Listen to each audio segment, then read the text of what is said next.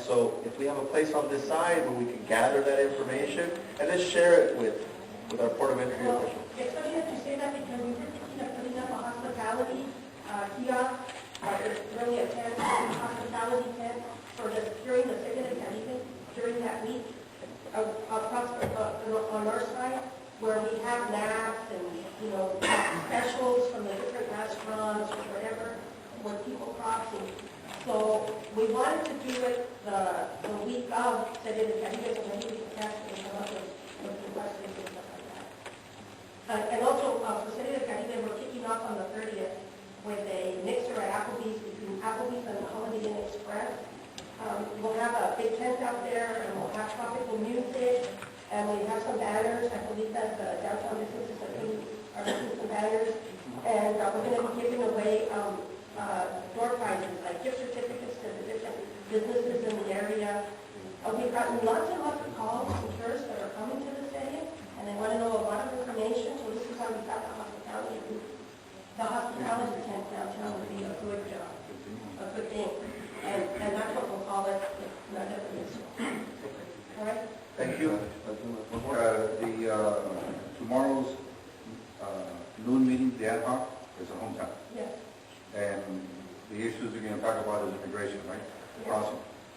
There's been not the last meeting, but the meeting before that, I've heard discussions between 3 different groups that is meeting with the Port of Entry.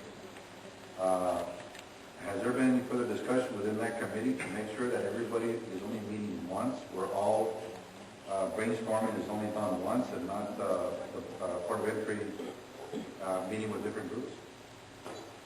Well, it was brought up, because as I recall, Supervisor Carrillo brought that up. Right. I was in one meeting where Supervisor Carrillo and yours truly talked about that, and that it should all be a joint effort, but I've been hearing other reports where maybe there's somebody else that's also meeting with Billy Whitford.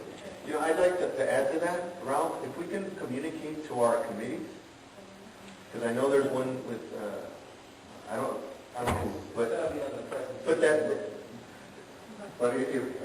is the economic development meeting discussing also regarding the same issue?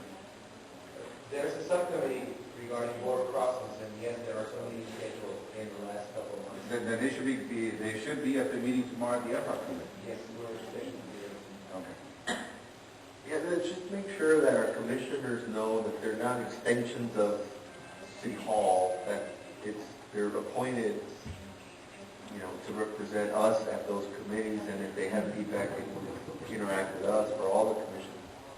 But I hate for them to be put in situations like this where federal officials are meeting with their legitimate concerns, but we're not showing that united. Well, I know, we don't show a united front, and we're not showing a united front to business, and this is one of the reasons that we need to create that one big rollout so that they can do that. Anyway, ad hoc tomorrow. Thank you. Thank you. Moving on to the Economic Development Commission activity report.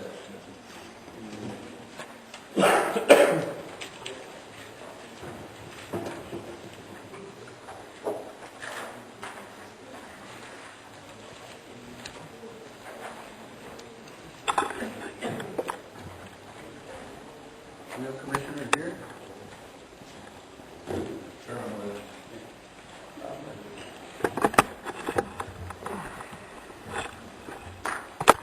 Honorable Mayor, Honorable City Council, Commissioner Alex Brownie of the Economic Development Commission. I'm here to give a presentation. I was called the last moment to do it, and I'm here. Just we can bring up the border crossing, because that's the committee that I share. And I'm glad that Hildy is here, because we have invited the chamber to our meetings where we discuss border crossing. So, and I do believe in United Front, it's very important because we have a stronger voice. So we'll be there tomorrow, Hildy, and in any way we can start meeting together. Maybe Francisco can coordinate those meetings for us. That's important. I think someone on this commission wanted to meet with Billy Whitford. order in that front. I agree. And, first, I would really like to take a moment to commend all the commissioners. We have Michael May, also serves, Jose Lopez, Alejandro Martin del Campo, and Martin Arellano. They have really taken their commitment to the commission very serious. We don't miss our meetings. We meet from 2 to 3 hours in each meeting, and it's very, I have a lot of pride to serve on the committee with my members. So we'll start by giving the border crossing subcommittee report. We've been strengthening our network relations at scheduled monthly meetings with CBP addressing border crossing between Mexicali and Calexico. Excuse me, I have a cold.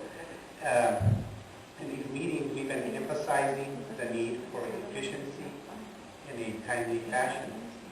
And in our meetings, they've been very productive because in each meeting we come up, they are telling us on new systems that they'll be implementing. I believe by February or March, CBP will be doubling up on their lanes. Instead of having one inspector, they will be having 2 inspectors. So that'll really ease a lot of the stress on the lines. So that was very good news to hear. We also gave them a little feedback on when people are crossing, if they have doubts, send them to secondary.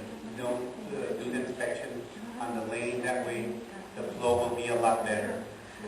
So that was also provided to them, and they are taking that serious. A memo was sent to all the inspectors. And educational seminars with CBB targeted to all border crossers, highlighting processes that will speed up the crossings. We also, in a joint effort, the City of Calexico and CBP would like to start giving seminars on really informing the people what they can do to make the flow of traffic a lot easier. So that is ideal.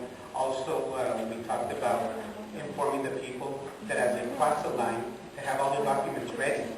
And maybe all this information can be provided in the water bill. We send water bills every month, informing people what they can do to help ease the stress on crossing. Also, we've working on training the relations with the U.S. and Mexican consulate, because we know this works on the federal level on resolving the border crossing, and they've been a lot of help. Right here, this is the CBP informant that in January 2 custom officers will be placed in every crossing. So we also ask them, hey, you're taking sometimes a minute and a half, sometimes 2 as people cross in inspections. And I've been timing them, and they're taking 45 seconds. So we've been seeing that they are improving, and I really like the tone that they're working with us. It's really a joint effort, and it's coming along pretty good. So that's our report on the border crossing. Now, also the Voice of Industry Subcommittee. Alejandro Martin del Campo, who works in a plant here in Calexico, has done an excellent job on his subcommittee. He's addressed the needs to assist industrial sector employers and provide sustainable methods to empower their expansion, employee hiring, tax saving, and future investment plans in the city of Calexico. And it's good that Martin is in this subcommittee because, he's involved with the industry. So better someone that's involved in the industry, that there's more credibility to what he's saying. Develop a business guide. This was a very good idea also provided by Alejandro for industrial businesses, large commercial investment firms, to all companies interested in investing in the city of Calexico, highlighting the permit process, including a calendar for estimating timeframes. We know that money is time, and a lot of new businesses, when they come in to the city, they have challenges on getting their permits. So we're going to put up a little guide that'll make it seamless for them, from starting from 1 to 10, how to get their permits, how to really meet people in City Hall, and timeframes.